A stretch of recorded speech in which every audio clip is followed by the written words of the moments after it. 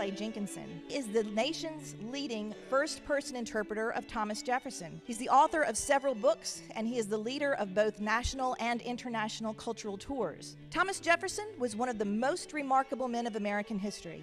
He could tie an artery, dance the minuet, read Homer and Plato in the original Greek, invent a revolutionary plow, communicate respectfully with farmers, scientists, freethinkers, Federalists, and Republicans. He wrote the Declaration of Independence, the Virginia Statute for Religious Liberty. Two of his most notable achievements of his first term as president were the purchase of the Louisiana Territory in 1803 and his support of the Lewis and Clark expedition. Thomas Jefferson was a revolutionary and a nation builder. So at this point, ladies and gentlemen, it is my pleasure to introduce to you America's third president, Thomas Jefferson.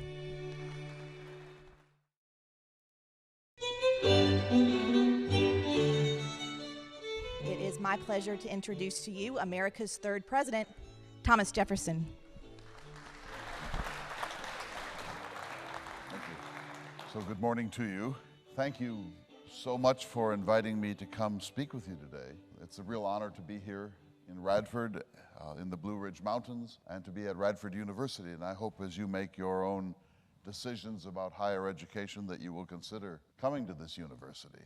There was only one college in Virginia when I went to college. It was the College of William and Mary down in Williamsburg. And so I went there at about the age of 17, just under 17, and spent a couple of years there. And it changed my life. I met a professor there by the name of William Small. He was the most extraordinary intellectual that I had ever met, and he encouraged me to read books and to think hard about them and to envision the sort of life that I wanted to lead as a young Virginian. And so that college experience was sort of the pivot upon which everything else was determined.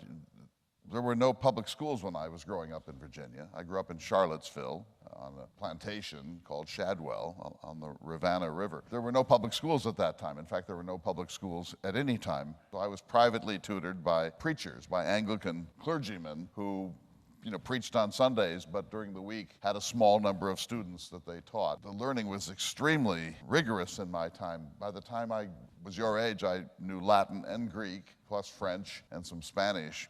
And eventually I learned Italian too. So I know this will perhaps shock you, but when I was your age, I was reading about 12 hours a day. I don't know how many hours you have to read, but I'm guessing it's not 12. But this is why I'm here. If it hadn't been for that education, I would not have gone on to do the things that I did. When I was elderly, I wrote my own epitaph, what you want on your gravestone. And it's an obelisk. It's an obelisk that looks a little bit like a miniature Washington monument. And in it, on the surface of it, I had incised, "Here lies Thomas Jefferson, the third president of the United States, the author of the Declaration of Independence, the author of the Virginia Statute for Religious Liberty, and the founder of the University of Virginia at Charlottesville." So those three things I wanted to be remembered for. There were other things that I did in the course of my life, but those seemed to me the most important, and I would not have had the chance to write the Declaration of Independence had I not been so well educated and had taken so seriously my education as a young man. So as I say, I grew up in the South Mountains near Charlottesville, but I had a second home after my retirement from the presidency in Lynchburg, in Bedford. It's called Poplar Forest, and it's a brick house. It's octagonal. And so my main home was the domed, famous Monticello that you've all seen. And then my sort of vacation home or retirement home was in Lynchburg, and it was shaped like an 8-sided octagon.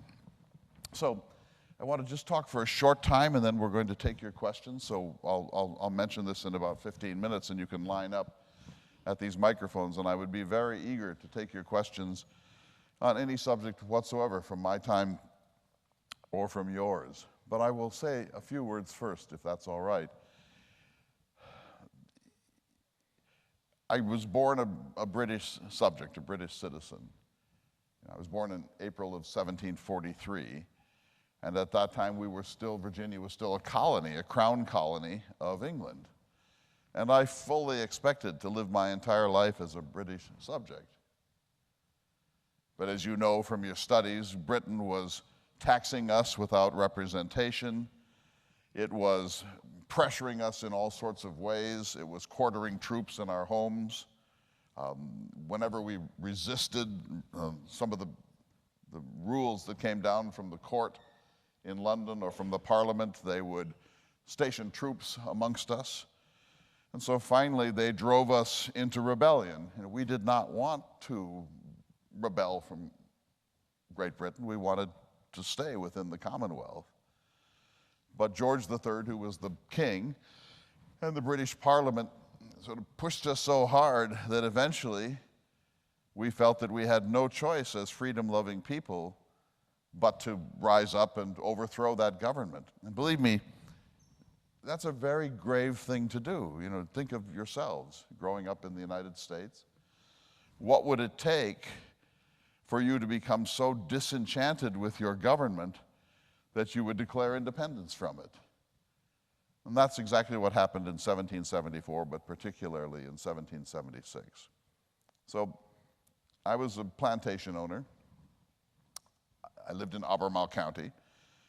I expected I probably at some point would be a justice of the peace or the director of a local militia. I was trained in surveillance, so I knew how to make maps and survey lands. I expected to lead a quiet life in Albemarle County, to have a family, and that I would do certain things on behalf of the community, but I never expected to be a revolutionary, of course. And I didn't expect to be the President of the United States. So how did this happen? Because of the education that I had, I was regarded as, I was in my early 30s now, this was when the revolution came to us. I was regarded as one of the better writers in America, one of the best writers in Virginia, and I was given a lot of credit for how deeply I had studied the history of human rights and liberty. And so when the time finally came in June of 1776 for us to declare independence of England, the Second Continental Congress turned to me and asked me to write a declaration. I was on a committee of 5 to do this. I was the youngest member. I was and am a very shy person, a very private person. I had been elected as an alternate to the Second Continental Congress, where I wasn't even a primary delegate. And I came into Philadelphia where the Congress was meeting and soon was put on this committee of 5. The committee of 5 was a very distinguished committee. Benjamin Franklin, you know Dr. Franklin, was one. John Adams was another from Massachusetts, and then 2 others who were not as prominent. And so the 5 of us were going to draft some kind of a statement saying that we were going to detach ourselves from the British Empire. Dr. Franklin decided not to participate. He was elderly by now. His health was not good. And he said that he didn't want to do anything that would be subject to committee review. And so that left John Adams and me. And I will say this, John Adams is 8 years older than I am. He was a much more important figure in the build-up to the revolution than I was. He was one of those people who talks all the time in public gatherings and had hundreds of ideas and was very opinionated. And he made some enemies because he was so outspoken, because he had strong opinions on every possible subject. And so finally, the 2 of us were the last 2 to be on this committee, and he came to the boarding house. I was staying in a boarding house on Market Street in Philadelphia. And he came to me and he said, "Mr. Jefferson, you must write this declaration." Well, I didn't really think that I should because I was so young and hadn't played that big a role in all of this. But he said, "You must write this for 3 reasons. Number 1, you are a Virginian, and a Virginian must be at the head of this." His reasoning was this, that the revolution was being perceived in England particularly as a Massachusetts thing, as a Boston thing. It wasn't seen as a continental problem. It was seen as a local tax rebellion by merchants in Massachusetts, in the Bay Colony. And so he wanted the whole set of 13 colonies to come together at this moment, and he thought Virginia, as the most populated, the largest and most populated of the colonies, should be central. And so that's why he made George Washington the commander-in-chief. George Washington, I mean this carefully, was not the greatest possible general at that moment, but he was a Virginian. And as Adam said, a Virginian must be at the head of this. And that's why he said that I should write the Declaration. The second reason he said was, I, John Adams, speaking of himself, am widely disliked. And if I, Adams, write this, then it might not be effective because people will have a kind of, be a little tainted because I did it. And then he said, the third reason why you must write it is that you write 10 times better than I do. And that's sort of true. I was a better writer than John Adams. And so now, after the committee of 5 has now been reduced to 3 and now to 1, and now I have to do this. And I sat at a desk not unlike this in this rental room, this boarding house, and I didn't consult books or pamphlets. I just put a plain sheet of paper in front of me, and I thought, well, what does one say on an occasion like this? What do you say when you're called upon to speak for all 13 colonies, to speak for human freedom? And so without consulting anything, I wrote out my first draft in a single day. Then I put it aside and processed it a little, thought about it, and then I made a few corrections. And then I showed it to John Adams and to Dr. Franklin, and they both thought it was terrific. They both approved of it. They made some suggestions, a few of them, and I accepted those. And then we made our final draft and handed it in to the Continental Congress on July 2nd, 1776. The Congress then debated it for 2 days, and they questioned every word, every argument, every talking point, every piece of punctuation. And I had to sit there in the Virginia part of the room and listen to all of this. And it was excruciating because I don't like being the center of attention, for one thing, but I don't like my words being edited very much either. Because of the codes of our time, as a gentleman, I couldn't argue on my own behalf. I had to stay completely silent, but I also couldn't leave the room. And so I had to sit there, and they were debating this and debating that, and everyone thought they knew better, and it was one of the most difficult moments of my entire life. And in the end, they removed about a quarter of my original text, but it was finally ratified unanimously on the 4th of July, 1776. And because of that, more than 200 years later, you celebrate our national independence on the 4th of July.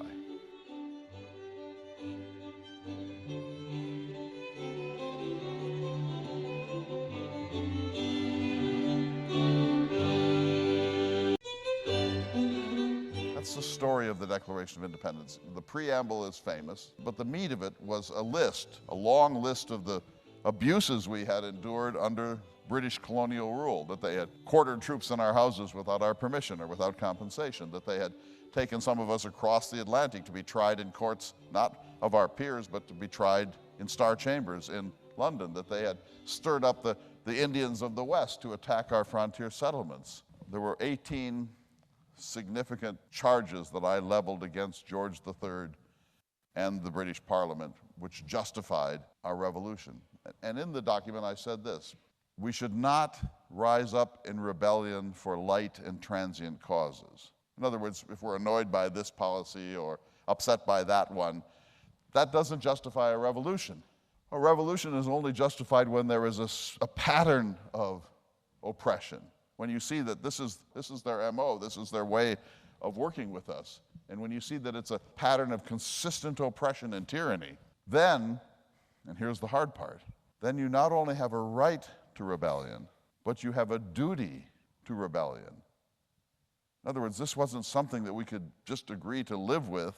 We now had a moral duty to protect our rights as human beings by detaching ourselves from the British Empire. My mother was against it. I had a young wife back at Monticello. Her health was never great. She wanted me home, of course. We had no way to communicate. I was in Philadelphia. She was back in Albemarle County. There was no way to communicate. I could send a letter. It would take 3 weeks maybe, or may never get there. And so I worried about home. I wanted to be home in Virginia. I always considered Virginia my country. I'm a Virginian first and an American only second. So after that, after the Declaration of Independence, I came home, and I was put on a committee to revise the laws of Virginia. And I won't go into any detail about this, but I spent 4 years. It was the hardest work of my life. We went through every law, and we reformed them. We made them more understandable by writing them in plain English. We got rid of all sorts of laws that had made no sense anymore. This was the hardest and most disciplined intellectual work of my life. Meanwhile, the war is going on. Now, I did not fight in the Revolutionary War. I'm not a soldier. I'm a civilian. I'm a writer. I'm a thinker. I'm a philosopher. I'm a political theorist, but I'm not a soldier. I wasn't at Valley Forge. I was the wartime governor of this Commonwealth of Virginia during a very difficult time when the war had really been fought in Boston and Philadelphia and New York and then upstate New York. But suddenly, in 1780 and 1781, the war came here to the Carolinas and to Virginia.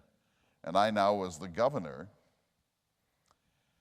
And I'll just say honestly, I wasn't a very good governor because I didn't, we probably needed a great man on horseback like George Washington at this point.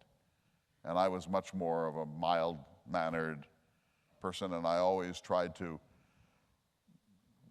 take my roles very modestly. So I just didn't have the sort of the right stuff to lead us through the war. And by the end of it, the British actually attacked our new capital at Richmond. The government then moved to Charlottesville. Then they attacked Charlottesville, and eventually they attacked Monticello, my home in the mountains just outside of Charlottesville. And I was there, and a group of British dragoons, a sort of an elite cavalry group, came up the mountain. I could see them with my telescope. And it was clear that they were going to try to capture the governor of Virginia. And so I fled away into the mountains. It seemed like the right thing to do. But I was blamed for this. I had political enemies. One of them was Patrick Henry. And they started an investigation in the House of Delegates about my conduct and my deportment during this crisis. And that broke my heart. Because whatever failures I may have made, I was doing the very best I could under almost impossible circumstances. We couldn't get ammunition. We didn't have enough muskets. All the horses had been requisitioned elsewhere. We didn't have hay to feed our horses. People weren't available for military service because they were fighting in the Continental Army. And so it was an almost impossible situation that probably anybody would have had difficulty with. And so to be investigated by my fellow Virginians for malfeasance was really the hardest political humiliation of my life. And I thought then that I was done forever with politics, that I was just going to lead my life as a quiet country farmer in Albemarle County. But that's not how things turned out. During the time that I revised the law code of Virginia, I added 120 new bills, new laws, one for the creation of public education. It was not passed into law in my time. But the most important of them, I think, was the Virginia Statute for Religious Liberty. What that means is this. When I was growing up, we had a state religion. As a colony of Britain, we had a state-sponsored religion, the Anglican religion, and everyone had to attend those church services. You had to pay taxes to support those churches and their clergy. If you didn't have your children baptized and confirmed in the Anglican Church, you could be fined or even imprisoned. And yet out here in the western part of the state that was already being settled, there were Scots-Irish people, there were Presbyterians, there were Calvinists, there were Moravians, there were a whole group of Protestants who were not Anglican, who didn't agree at all with the Anglican Church. In fact, they left England to get away from the Anglican Church. And yet they're being taxed to attend churches that they don't admire. And so I thought, we cannot have an established church. Everyone has to be able to worship the God that they please and the church that they favor. And nobody should have to pay taxes to a church that doesn't represent their own religious sensibilities and doctrine. And so the Virginia Statute for Religious Liberty separated church and state. And it said that you as a Virginian, every one of you in this room, is free to worship the God of your choice. It could be an Islamic God, it could be Allah, it could be a Jewish God, Jehovah, it could be an American Indian God, the Manitou, or it could be Catholicism or Presbyterianism or what became Methodism, that you are free to worship as you please, and the government has absolutely no right under any circumstances to tell you what to believe or how to pray or what your faith is. That bill took 8 years to pass in the House of Delegates. It was very controversial. Many people were against it for a variety of reasons, and many people denounced me for writing it. And they accused me of being an atheist. In fact, all of my life, I was accused of being an atheist. I wasn't. But you can't control how other people will regard you. In fact, that law, the Virginia Statute for Religious Freedom, was passed only because of the work of my closest friend, James Madison. I'm great at proposing these sorts of things, but it takes somebody with strong legislative capacity to see them through committees and all the political setbacks and to build a coalition and to find the timing to put these bills through, and it took 8 years. But finally, in 1786, it was passed. And I must say that although I'm mostly known for the Declaration of Independence, the Virginia Statute for Religious Liberty is probably the greatest thing that I ever did. And you are fortunate to live in a country where you are absolutely free to worship or not and to subscribe to any denomination, any faith, any religion, without political reward and without any political penalty. Well, after all of this, after the debacle of my governorship, one more terrible thing happened, and that is that my wife, Martha, died. She died on September 6, 1782, in this terrible year. She died of complications of birthing her 6th child. We did not have good medicine in my time. We did not have obstetrics, the medicine that helps women give birth safely. In fact, the medicine in my time was deplorable. The two standard methods of medicine in my time were bleeding and purging. And so if someone was sick, they would take a pint or a quart of blood out of their arm. Or they would purge the person who was ill. And by purging, I mean they would give us a medicine that would just flush out all of the contents of our digestive systems within a few hours. Bleeding and purging. That was it. There was no penicillin. There was no way to alleviate pain. There was very little surgery, no transplantation. We barely understood the circulation of the blood. So we were almost living in the dark ages with respect to medicine. When you bleed somebody, it almost never helps them. And maybe you know that George Washington got pneumonia in the last weeks of his life in 1799. Our greatest, one of the greatest men who ever lived. And his doctors didn't know what to do. He had strep throat. They bled him again and again and again, and finally he died of dehydration. He died of loss of blood because they were bewildered. They didn't know what to do. And so my wife, in your time, would have lived to be an old woman. But in my time, because of the barbarism of our medicine. She died at the age of 33.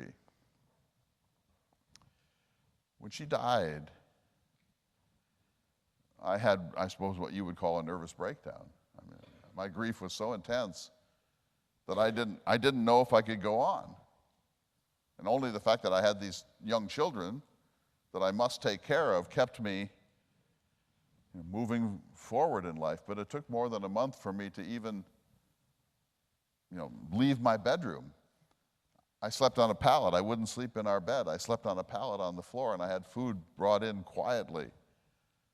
And during the day, I would take my horses. I had great horses and would ride them just madly in the hills near Monticello. Well, finally, Mr. Madison, who was already my closest friend, he lived at Montpelier, which is about 30 miles from Monticello. He convinced the Congress of the United States to send me to Europe as a diplomat to France, and I accepted this. Madison's view was that this would get me out of the world of Monticello, where my grief was so intense. And so I went off to Europe, and I spent 5 years there. Spent 5 years in Paris as an American minister, and eventually the ambassador.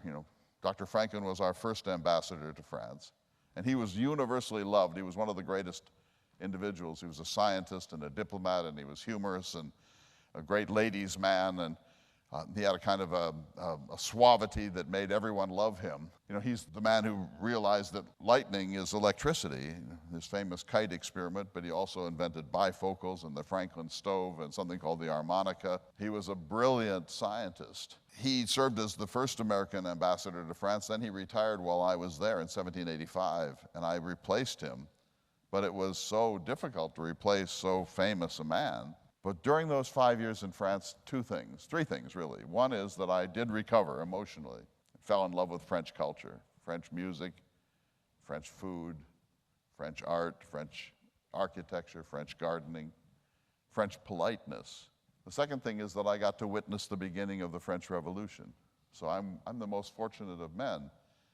I participated in one revolution here and had a sort of a minor leadership role. And then I got to witness a much, much, much more dramatic revolution in France. And I felt the French Revolution was in many respects a vindication of ours, because the little flame that we lit on the 4th of July, 1776 of human freedom had now jumped the Atlantic, and it looked like it was going to liberate all of the peoples of Europe. And so this was an extraordinary event for me. Deeply fortunate to witness this. And I was sorry when it turned into a reign of terror and eventually ended in the dictatorship of Napoleon Bonaparte. The third thing about my time in France is that I became radicalized. So let me just quickly explain what I mean by this. What I saw in France, a nation of 20 million on a beautifully fertile landscape, was human misery. I'll just wait a moment. No problem. We had no such devices in my time. If we had, I would have been addicted, I can tell you that. Because I'm an information junkie. I want information. I had a library of 7,000 volumes of enormously expensive books, largely a reference library, because I wanted to know things. In your time, you can know almost everything at the end of your arm. And then I could have communicated with my wife from Philadelphia. I could have communicated with Lewis and Clark when they were out in Montana. But no such technologies were even, they not only didn't exist, they weren't even dreamed of. If you had said to me in 1804, when I sent Lewis and Clark up the Missouri River, someday, Mr. Jefferson, there will be a device which is connected to nothing, and you'll be able to talk to people thousands of miles away, I would have said, this will never happen. It is impossible to believe that anything like this will ever happen. We didn't have electricity. I lived in a 3-mile-per-hour world. Nothing traveled faster than that. 3 miles per hour. If you wanted to go to Europe, it was 6 or 7 weeks in a boat no larger than a yacht. If Socrates or Moses had come to Monticello, they would have recognized the agricultural practices as unchanged. So we were living just before the great industrial revolution. I saw a bit of it in England, but we were living just before the great industrial revolution, which swept away almost everything and brought on the world that you enjoy. At any rate, so when I saw that France was a failed state, here were these 20 million extraordinary people, beautiful, fertile landscape, and they were miserable. They couldn't even put bread on the table for their children. And they were literally malnourished and some starving. I thought, how can this be? How can it be that a good and industrious people on a beautiful landscape can't feed themselves? Well, it was because they had a bad and corrupt system. And so I wrote a series of letters to Mr. Madison back home saying, we can never let this happen to us. We must find mechanisms to never let our own nation become corrupt, our government swollen and inefficient, our taxes too high, our regulations too great. We can never let a class system where a few have most of the wealth and the mass have nothing. We can never let this happen in the United States. So I wrote a series of letters trying to wrestle with these fundamental questions. And so that was the most intellectually fruitful period of my life. But here's what happened. So I'm radicalized by all of this, by watching this misery, and then insisting that we have to find ways never to let it happen to us. And then I came back in 1789. I only came back on a leave of absence. I was bringing my daughters back. I wanted them to have their time in Virginia so they would marry Virginians, and I needed to do some very important things back at Monticello. So I applied for a leave of absence. I came back in November. When I arrived in Norfolk at the shore, there was a letter waiting for me. And it was from George Washington, the new president of the United States, an old friend and, of course, a very great man. And the letter said, Mr. Jefferson, I want you to be my Secretary of State. I've sent your nomination to the Senate and they have approved it, so congratulations, you're the Secretary of State. But I was intending to go back to Paris. He didn't consult me, he didn't ask me, he just made me Secretary of State. So now I had no choice. You can't say no to George Washington. So I didn't ever go back to France. I had to send for all my luggage and have my affairs wrapped up by friends there. And so now I'm part of the first administration. I was the first Secretary of State, and I served in that capacity for 3.5 years.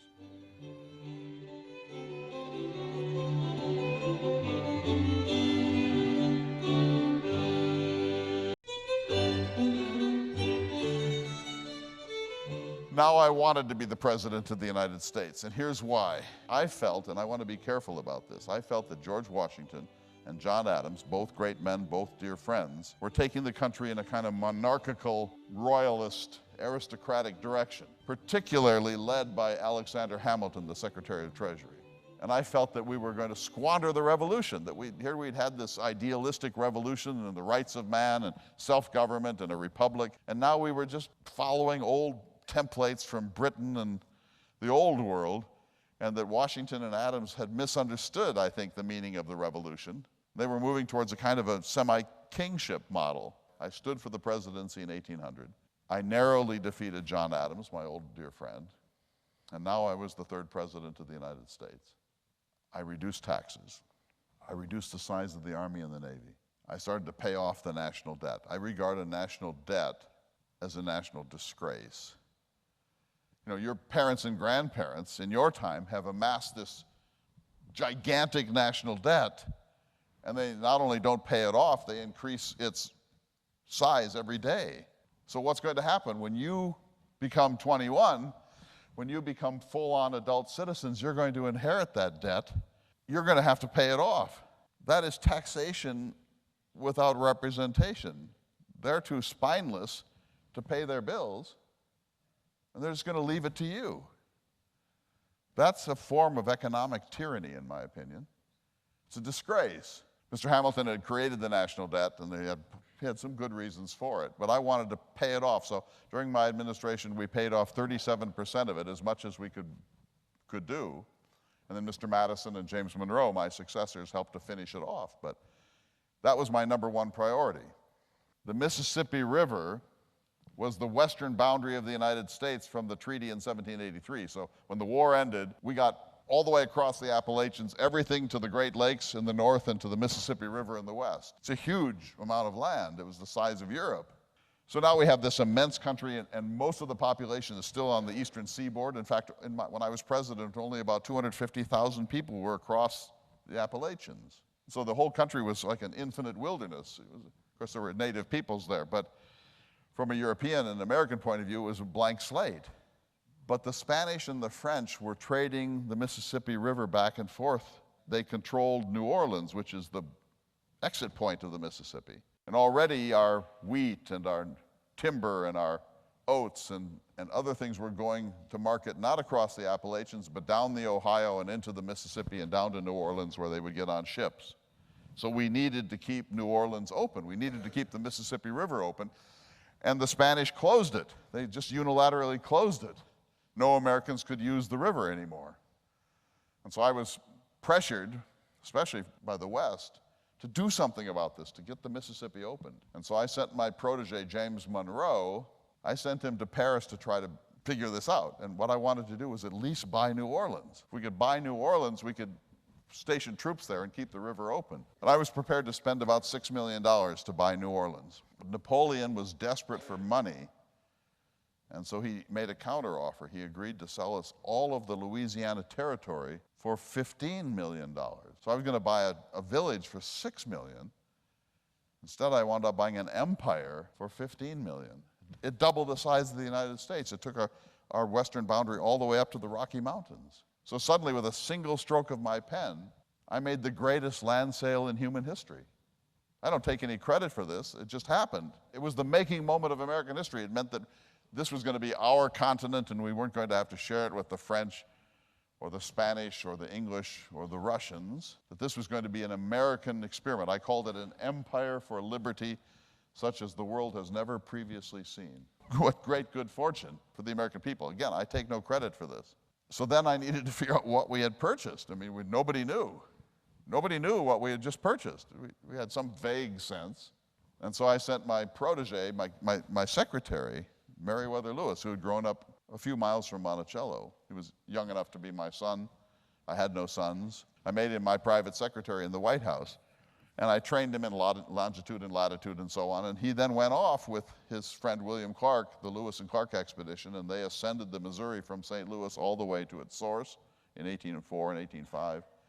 They crossed the Shining Mountains, the Rockies, and they found tributaries of the Great Columbia and floated it down to the Pacific and then came back again. 7,689 miles. Extraordinary, one of the great explorations in human history. This opened the river of the Missouri, and as you know, it wasn't long thereafter then settlers and traders and so on began to penetrate into the American West. And so the Lewis and Clark expedition is of enormous importance. I would have been reelected to a third and a fourth term. Just the purchase of Louisiana made me immensely popular. But I decided to retire after 2 terms because I think that's enough. I think that every political figure should retire within a decent time back into private life. And so in March of 1809, I watched my closest friend, James Madison, become the 4th president.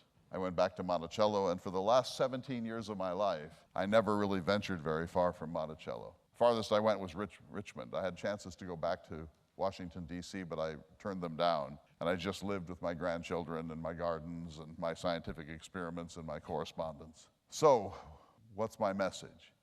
My message to you is that I hope you will read more books than you're assigned. The more books you read, the more interesting you will be. I prided myself on being the best prepared person in every room I ever went into. And the best prepared person in the room usually controls the discourse. So that's number one. I would urge you to make music if you can. You know, in my time, this will shock you, I suppose, but all music was live. We couldn't listen to music. You had to make music to hear music. There was no recorded music of any sort. And so we were all trained. I was a violinist and a fiddler. I could play the cello, but my daughters were talented with the harpsichord and so on. So I would urge you to read books and to make music, but most of all, I would urge this. As you now become full-on American adults, it's going to be your America, not mine, not your parents even. It's going to be your America. And you're going to have to step up and insist that your America does the right thing as you understand it, and that your government represents you as frugally as possible. So you're going to have to take on a leadership role if you want to live in the world that you want to live in. And I don't mean any disrespect to your parents and grandparents, but they've had their time. The earth belongs to the living. The earth belongs to the living. That's you. And you can remake America in any way you want. But you can't just be passive. If you're passive, you'll just have to endure whatever is. But if you take an active role, my own life is an example of this, you can change the world. And so I would very strongly urge you to step back and ask yourself what's right and what's wrong with America in your time, and what can be done about it, and what can you do to make it better? And I dare say you can. Think of that. The revolution was made by people who would otherwise be unknown to history. John Adams. Would George Washington be known if he had just been a plantation owner up at Mount Vernon? They would all be forgotten if it hadn't been for the willingness to step up at the critical moment and make the difference. And many of them sort of average human beings until this moment. And I'm one of those. So I want to take questions. Who has the first question? Please don't be shy. Right here, go ahead. Great question, and I'll repeat it. So, when did I see that political fighting and cutthroat behavior started to really get in the way or influence my life? It's a great question. You think your own time is so awful and paralyzed and politicized and so on. It's always been that way. And I was accused, as I said, of being an atheist, which I wasn't. I was accused of being too Frenchified. Patrick Henry said that I had abjured my native victuals. I'd stopped eating Virginia ham and was now eating French cuisine. I was accused of being too radical. I was accused of having cheated revolutionary widows out of their estates as a Virginia lawyer. The people that feared what I represented did it by attacking me personally. This happens. And at times we gave as good as we got, I'm sorry to say. But I want to live in a nation of harmony where we just do the rational, the right thing. But you can't count on that. And so politics is politics. And so you have to have a pretty thick skin to be a public figure. And I didn't have a thick skin. I was very sensitive and easily wounded. And my desire when attacked is always just to leave the stage and go back to Monticello and just work in my gardens. And that's one reason why I retired after 2 terms. But thank you. Another question, please. Just as a person. Who would I be today, politically or as a person? The earth belongs to the living, not the dead, so it's hard to know. But I'm fiscally conservative. In other words, low taxation, leave as much money in your pockets as possible. A minimalist state, that government is best which governs least. So in that sense, I would more resemble the Republican Party of your time probably, or libertarian. But on social issues, my view is that you're within some very broad limits, you're free to choose whatever life you want, that it's not the business of your government to tell you who you are and how you will engage in the world. And so I'm a social libertarian. I think that people should manage their own lives. This term's going to sound a little odd. I'm essentially an anarchist, by which I mean not chaos, but anarchy means that you govern yourself, and you govern yourself, and you govern yourself, and you govern yourself. And if we all educate ourselves and govern ourselves, we don't really need much government. I'm also an isolationist. I don't think we should meddle in the affairs of Europe. And so in your time now, you've had a war in Iraq recently and Afghanistan. Those are very far away places in my mind. And now you're fighting a proxy war in the Ukraine. I might have changed my mind. Probably I would. But in my own time, I was an isolationist, saying, let's just turn our backs on the rest of the world, and let's build a kind of beautiful society here, and let that society's idea, the beauty and the justice and the truth of our society impress the world, and they'll all want to be like us. We don't have to send troops anywhere. So would I still hold that view in your time? Probably not, but maybe. So it's hard to project yourself, beyond your own time and place. But I will say this, I'm an isolationist, I am a minimalist in government, and I also believe in the 10th Amendment. And I don't know if you remember the 10th Amendment, the Bill of Rights, but it says those powers not delegated to the national government belong instead to the states. I believe in Virginia first, Georgia first, Maryland first, Vermont first, and the nation second, and that the national government should be small, and it should only do truly national and international things, but everything else should be left to the states. So I don't think I would really have a home in any of your parties given that. Other questions? Yes, here. Did I have children by a slave woman? Well, I'm sorry you asked that question. You certainly had every right to ask it, but I never talked about my private life. It's very private. I won't ask you about your private life. Because this is history and not in my own time, I will answer your question. You know, you have a science in your time called DNA, and tests have been done on descendants of my line and descendants of the line of Sally Hemings. And the DNA test suggests that she was my mistress, or my concubine, or my mate, and that we had possibly as many as 6 children together, 4 certainly.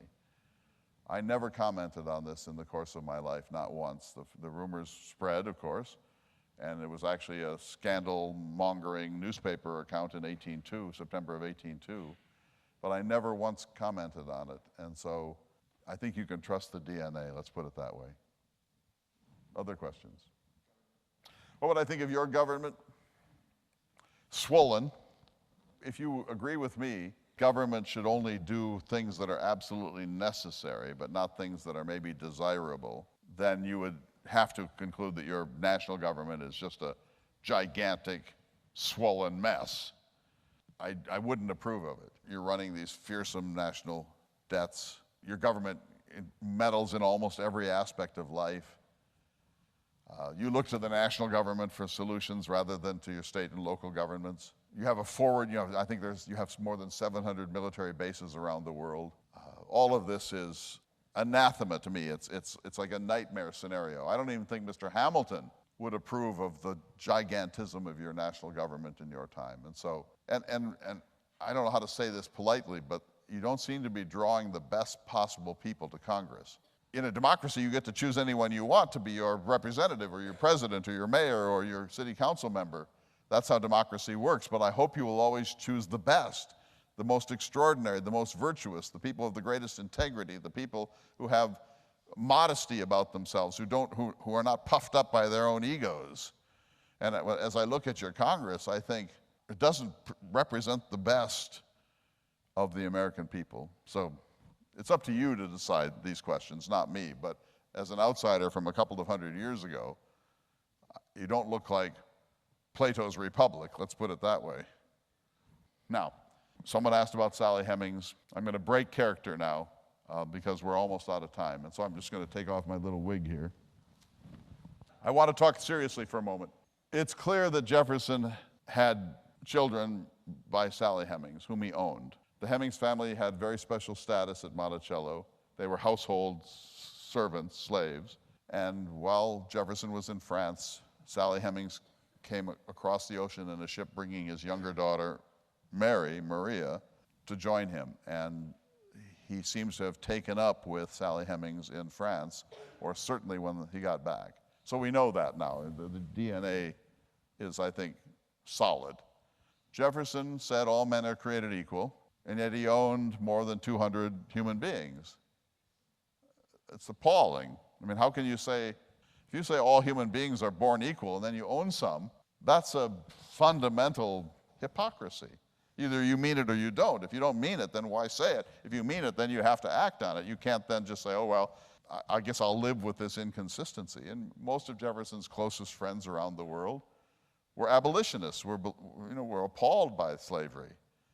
And yet Jefferson never managed to extricate himself from this. And so this is really a very, very, very, very serious blot on his historical reputation. And we get it that he was a man of his times and, et cetera, et cetera. But the fact is he knew better, and he never did more than just a few things about this. This didn't used to be a big deal, but it is a big deal, and now it's become a really big thing, and it's kind of tainted Jefferson to the point that people talk about removing statues of Jefferson, even at William and Mary. There's talk maybe of tearing down the Jefferson Memorial in Washington, D.C. As you know, if you've been following the whole monuments question and so on, this has gotten very, very serious. And on the whole, I think that's really good. We need to have this conversation. We can't pretend this isn't the case. The history of this country is the history of poisoned race relations because of slavery and its legacy. And the civil rights movement occurred in my lifetime, not yours. You're the beneficiaries of it. It's not over yet, but this is a reckoning that we have to face as a people. And I know it makes us uncomfortable, and I know that we don't want to throw out everybody, and I don't think we're going to throw out Jefferson. But it's so serious, and I urge you to talk with your teachers about this and talk with your pastors and your family. You know, finding a balanced way to think about this is really, really, really difficult, but exceedingly important. And so when I started out working on Jefferson many years ago, slavery wasn't even a particular issue. And now it is the issue. And maybe it shouldn't be the only issue, but it certainly needs to be right there at the center of any understanding of Jefferson. And Monticello, which I hope you have visited or will visit, is now working very hard to tell the whole story, not just the white story of that famous plantation and that famous house, which was built by black slaves. I do hope that you will go to college if you can, and I hope that you will very, very, very seriously consider Radford. Great things are happening here, gorgeous campus. I hope that you'll find the place which is congenial to you, but that you will consider Radford as your intellectual home. So thank you so much.